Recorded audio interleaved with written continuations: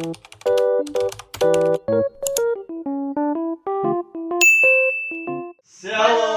salam kemenangan. Senang sekali saya Dewi Abraham. Hari ini saya ada di Cafe Co di Jalan Raya Sesetan Bali. Yang istimewa dari kafe ini ada buburnya yang enak dan kopinya yang luar biasa. Jangan lupa kalau ke Bali mampir ke tempat ini. Hari ini saya nggak sendiri, saya bersama seorang yang luar biasa. Silakan perkenalkan diri. Ya, shalom. Nama saya Pendeta Wim Kuswantoro. Saya mengembalakan di GBI Swiss. Swiss bukan cabang Switzerland, tetapi Swiss hanya singkatan. Sekitar wilayah Sesetan Sidekan. Tuhan memberkati kita semua.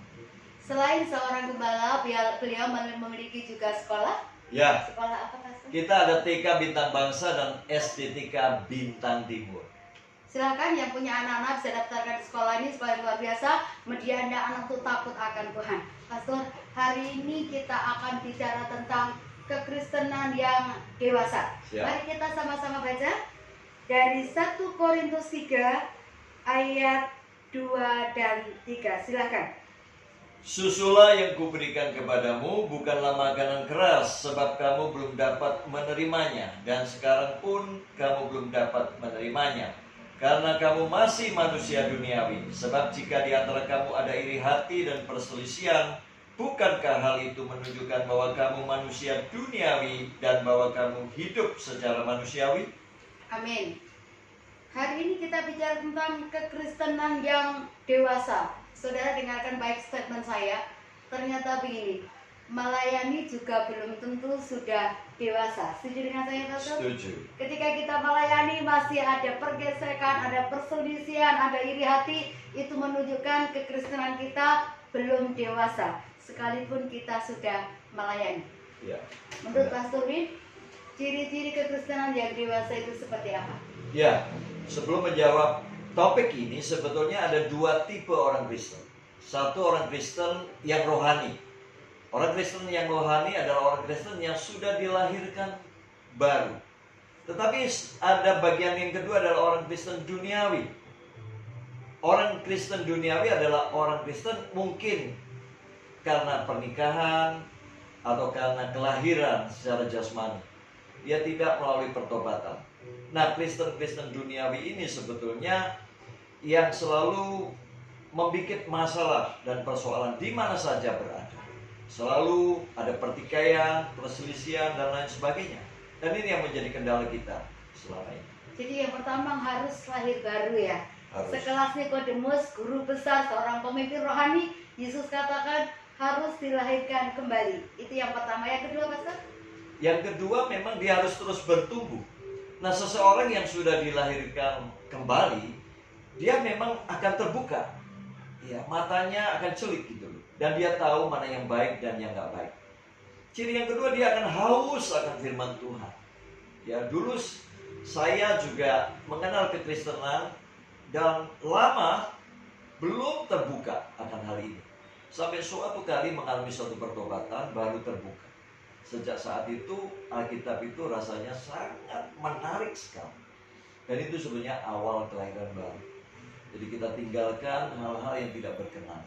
Dan kita terus bertumbuh di dalam iman kita. Demikian itu. Pastor, apa sih kendalanya untuk menjadi kekristenan yang dewasa? Karena jujur nggak mudah, karena prosesnya orang juga tidak sama, betul. Apa kendalanya untuk menjadi Kristen yang dewasa itu susah nggak sih gitu? Ya, kalau kita mengacu apa yang ditulis oleh Rasul Petrus, memang ya di dalam 1 Petrus 2, saudara bisa baca. Kita mesti membuang segala kejahatan, segala tipu muslihat dan segala macam kemunafikan, kedengkian yang di dalam hati kita. Kita mesti buang. Dan itu berbicara tentang pertobatan. Sebab kekristenan selalu dimulai dari pertobatan. Hendaklah kamu masing-masing bertobat dan memberi diri dibaptis. Baru kamu akan menerima karunia Roh Kudus. Kekristenan bukan dari lahiriah secara jasmani, tetapi harus melalui Roh Kudus. Jadi kita mesti buang segala hal yang tidak berkenan. Kita salibkan daging kita. Baru kita nanti akan bertumbuh dengan pembacaan firman Tuhan. Ya, seorang yang sudah dilahirkan baru akan haus akan air susu. Itu bicara tentang orang yang lahir baru akan suka untuk membaca firman, merenungkannya. Dan itu yang membuat pertumbuhan dia menjadi dewasa semakin cepat. Jadi gerbang awal itu memang pertobatan, lahir kembali, dan punya keputusan hati untuk hidup di dalam kebenaran. Iya, pasti. Tapi jujur itu nggak mudah. Tidak mudah. Punya pengalaman nggak, Pastor? Bagaimana ketika alami yang namanya proses untuk menuju dewasa itu? Ya, nah kedewasaan itu diperoleh bukan dari kenyamanan, tetapi dari setiap masalah, persoalan, dan penderitaan. Oleh karena iman, jelas Alkitab menulis. Ya, kalau kita mau sungguh-sungguh hidup beribadah kepada Kristus, kita akan menderita aniaya. Karena itu Tuhan Yesus katakan, barang siapa mau mengikut aku, ia harus menyangkal dirinya, memikul salib, dan mengikut aku. Jadi memang harus ada bagian yang kita mesti lakukan. Ya, ketika kita mematikan ego kita, itu bukan hal yang mudah. Tetapi itulah sebetulnya kunci kedewasaan. Ketika kita sangkal ego kita, kesombongan kita, dan kita mau ada di dalam pimpinan rohnya yang kudus. Nah, itu indah. Yang luar biasa begini, Pastor Win kan selain berkecimpung di dunia usaha, juga seorang gembala gitu. Ada nggak pengalaman yang unforgettable, nggak terlupakan gitu dalam Pastor Win mengembalakan dan mendewasakan jemaat Tuhan yang ada di Yesus Ministry? Ya, panggilan seorang gembala tidak mudah, karena itu perlu kasih karunia. Tidak semua orang dipanggil sebagai gembala, tetapi setiap orang dipanggil untuk melayani. Dan bagi saya pribadi sebetulnya, baik sebagai seorang owner, seorang suami, seorang ayah, seorang gembala, itu hal yang sama. Kita semua dipanggil untuk mengembalakan. Memang tidak mudah, tetapi kasih karunia Tuhan cukup. Amin. Bagi setiap kita. Amin. Tapi pernah nggak ada satu momen yang kadang-kadang membuat Pastor Win dalam melayani itu cukup, Tuhan kok begini, bagaimana cepat? Oh iya dong. Sama seperti rumah tangga, penggembalaan, dan lain sebagainya ya. Nah, ketika kita melayani, kita sudah mendidik jemaat ya, seperti seseorang yang menanam sebuah pohon, udah kasih rabuk, udah dirawat, diairi, tetapi kok nggak berbuah.